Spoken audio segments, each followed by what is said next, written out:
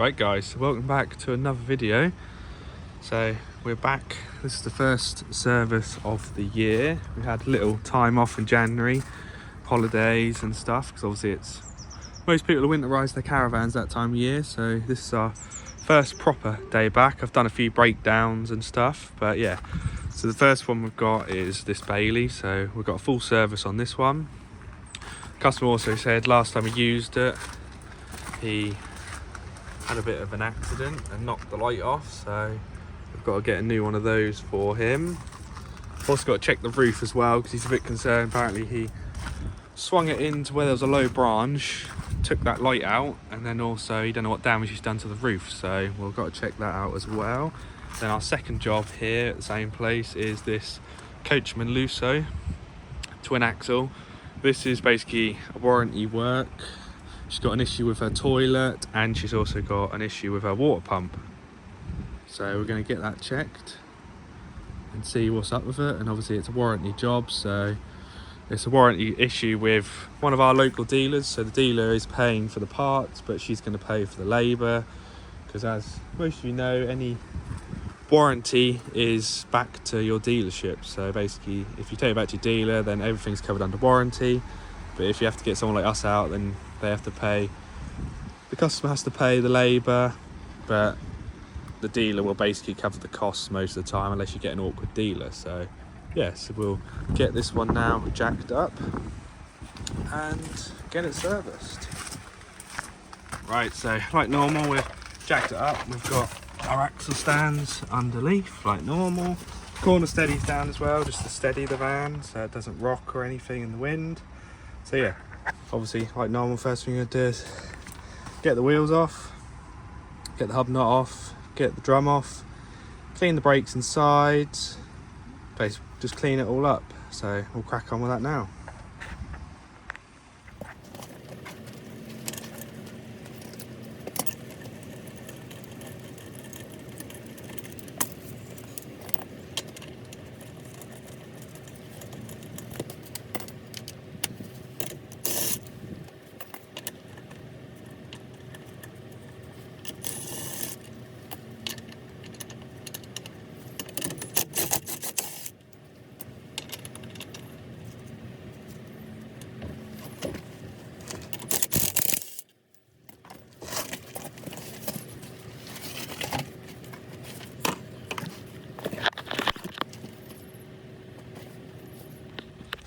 Right, so as you can see, this one's not too bad, to be honest. Just a little bit of brake dust in there, a little bit in the drum, but nothing major, to be honest. We'll now get this all cleaned up.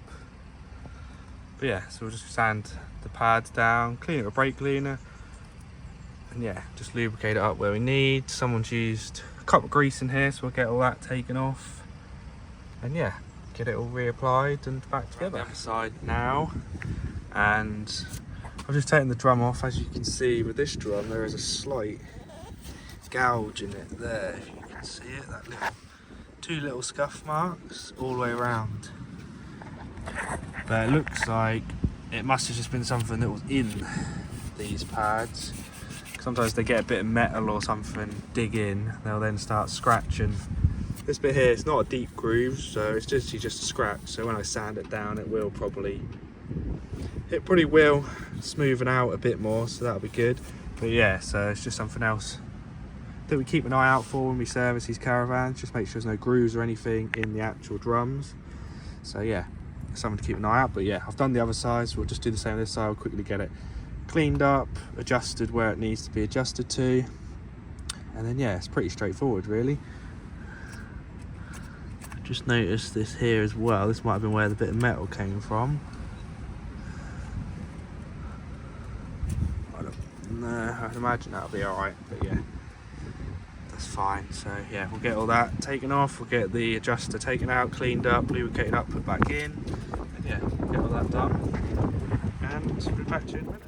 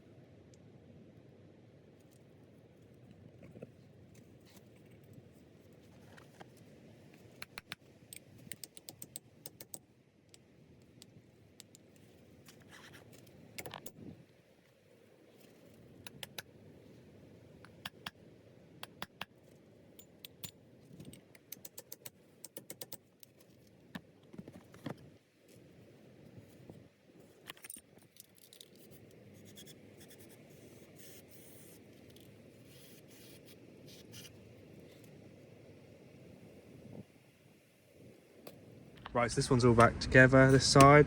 So that's now the brakes cleaned all up. The next thing we've got to do is just adjust them. So I'll lay under here, get to the balance bar and just adjust them to what they need to be. So yeah, we'll do that. We'll then get the tyres pumped up. Once they're pumped up, we can then start to put the wheels back on. We'll lubricate all the corner steadies and everything else under there. It needs lubricating. And then we can obviously get the caravan put back down again. I've just got to get a spare wheel down as well. That's on a nice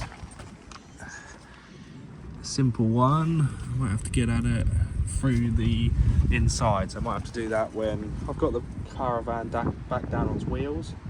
So yeah, I've also lubricated up the motor movers, so they're nice lubricated up now as well, so they'll move a bit more freely than what they were.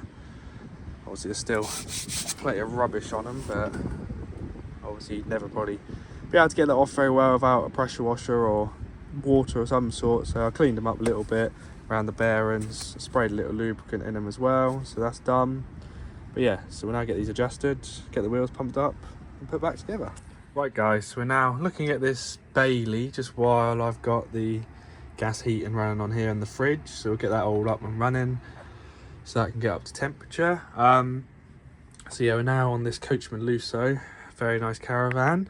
So yeah, the first fault she's asked me to look at is basically, she says the water pump doesn't pump when it's plugged in on the outside, and very commonly it's this little yellow bit behind the whale or behind the water inlet on the outside plays up, because that's your pressure switch there, and that plays up quite often. So I thought it might have been that when she explained it to me on the phone, but I've come to it and the pump literally does nothing at all.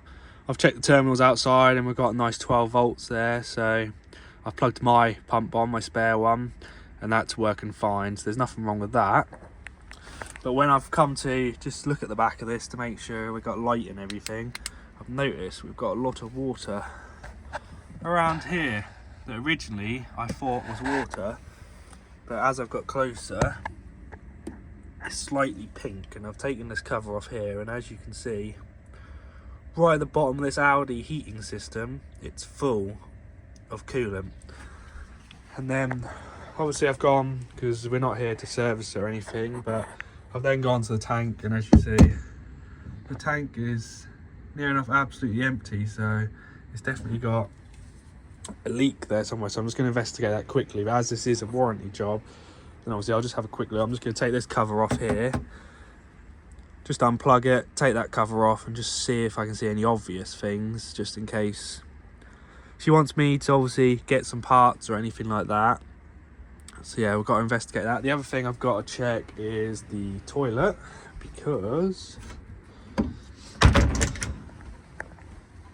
basically this bit here, when you open and shut it, it's jammed. But what sometimes happens is people force basically the cassette back in underneath, and obviously it goes in, but because you forced it, it's not gone in completely, so it hasn't gone in right. So imagine what's happened is this has been half open when, or half open half shut when she put the cassette back in, or the customer put the cassette back in, and because it hasn't lined up correctly, it's gone in. But obviously now basically the sliding mechanism is now jammed because it hasn't gone in the correct position. So we'll get that in a second, but I just want to check this coolant while I'm here. So I'm just going to take the lid off, or take the black cover off the electrics here, and just see if there's any obvious signs. We'll do that. Right guys, so I've got the cover off now, but as you can see there is a lot of coolant down there, so I've just looked to see if there's any obvious sign. I can't see anything obvious. The only thing I can see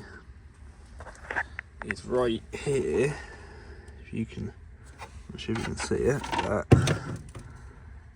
right there where my finger is now, there's a drip of coolant. So I'm not sure if that's where, it must be where it's coming from, because there's nothing above it.